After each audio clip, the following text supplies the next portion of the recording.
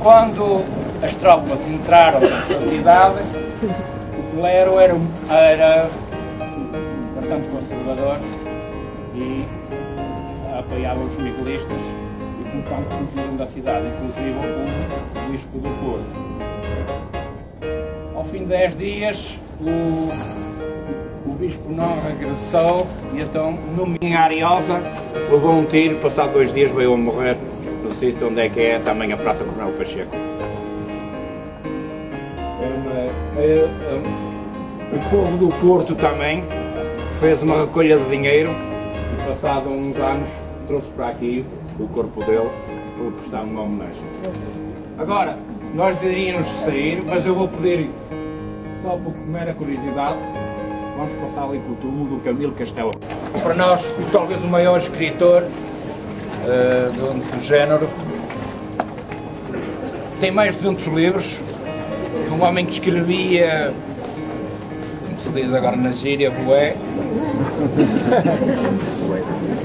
Aquilo que ele escreveu, ou as notas que ele fez, que escrevia para os... Claro, havia aqui um cruzeiro. E depois, isto era muito fora da cidade. Agora hoje não era, mas antigamente. E esta era uma zona extremamente perigosa aqui este ponto. Então, as pessoas quando vinham por aqui, porque iam para Braga,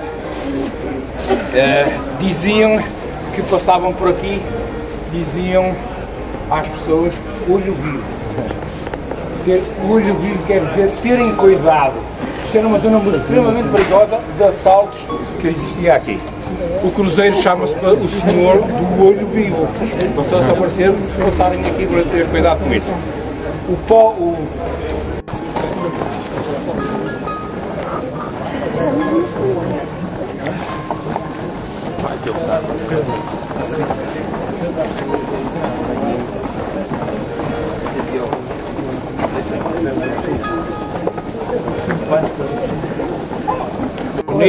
Outras coisas, reinserção, não sei o quê, tem esses nomes. Mas antigamente era a tutoria. Ou portas também, ou vais para a tutoria. E ficou de fazer aquela linha de ligação Porto-Póvoa de Varzim. E começou a viveu aqui nesta casa. O Essa de Queiroz casou nesta quinta, viveu nesta quinta que existiu. Na altura, deitaram a casa abaixo e abriram esta rua Alves Cabral. Está bem? Só vou chamar também a atenção, já agora aproveito. Nesta casa nasceu e viveu durante algum certo tempo Augusto de Castro. Era um escritor, um diplomata e outras coisas. Ficou um bocado, foi para o Palácio dos Carrancas, hoje conhecido como Museu Soares Reis. Só que logo as tropas miguelistas já instaladas em Gaia começaram a mandar bombardas para o mosteiro, para agora que é o museu, pronto, e uma das bombardas entrou mesmo pelo quarto do rei. Viram que aquilo não estava em segurança e o rei saiu e todo o governo saiu daquela zona e veio aqui para a Paços do Feito. Aquela casa foi que durante o cerco o rei Dom Pedro IV, a igreja mais próxima e segura era a Lapa. Ele ia daqui ao serviço religioso. Era outro mercado, o mercado do peixe. Era um género, um espaço bastante grande, tipo armazém, só tinha bancas e onde é que se vendia o peixe.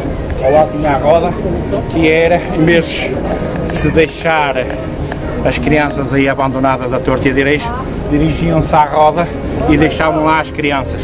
Naquela altura, não era bem como hoje, ainda existem casos que a gente ouve falar de crianças abandonadas, mas naquela época não havia planeamento familiar, não havia nada.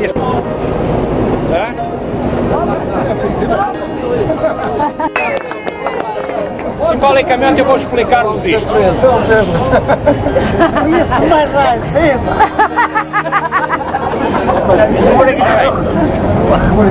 Há muitas explicações e uma delas, vou começar pela coisa mais recente. O Futebol Clube do Porto, as armas da cidade, e porque é que os adeptos do Porto chamam-se dragões, ok? Tudo isso tem a ver com o cerco do Porto. O que é que acontece? As armas dos Braganças, da Casa de Bragança, eram um dragão. Era um dragão. E quando, logo após o cerco, as armas da cidade passaram a ser, além de um escudo local, porque o segundo filho do rei passava a ser o Duque do Porto. Por curiosidade, os portanto, eram os segundos na escala do trono, foram reis. O último, Dom Manuel II, era Duque do Porto. Só para dizer, porque era o segundo filho do rei, mas como quando em 1905 mataram o rei e o filho primogênito, passou Dom Manuel II, que era Duque do Porto, a ser futuramente o rei. Depois, pequena da cidade do Porto, a rua mais pequena da cidade do Porto. E tem um nome que não merecia, diga-se de passagem, não merecia ter o tamanho desta rua. Merecia uma rua maior, mais imponente, mas vale assim por isso, por ter esses pormenores. Esta é a rua Afonso Martins Alho. Era um mercador do Porto, no século XIV, que fez o primeiro acordo comercial, portanto, em representação do Estado, com o governo, na altura, da Inglaterra. Ele era tão perspicaz,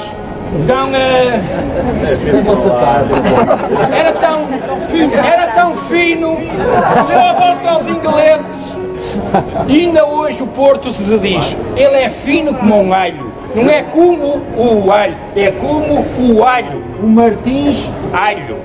As pessoas pensam que é o alho daquele da comida, mas não é. Tem a ver com o nome Martins Alho. Ele fez um bom, ainda hoje se diz, portanto, a fama já vem de longe. Não é como o que teve na altura. Entre o século XV e XVI, aqui era o grande centro da cidade do Porto. Hoje é a Avenida dos Aliados, Praça da Liberdade e tudo, mas antes de passar para fora das muralhas da cidade, era aqui o grande centro onde se juntava o povo. Existia ali uma fonte que, por acaso, neste momento está no interior desse edifício, a levar-na para o interior. Temos ali a Misericórdia. Era um convento, o convento de São Domingos. Por trás era o convento de São Francisco. Não.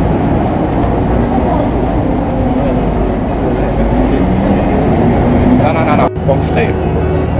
Os frades eram anti-liberais, anti mesmo. Deixaram-nos entrar e antes de fugirem largaram fogo ao mosteiro de São Francisco. Fica tudo em ruínas.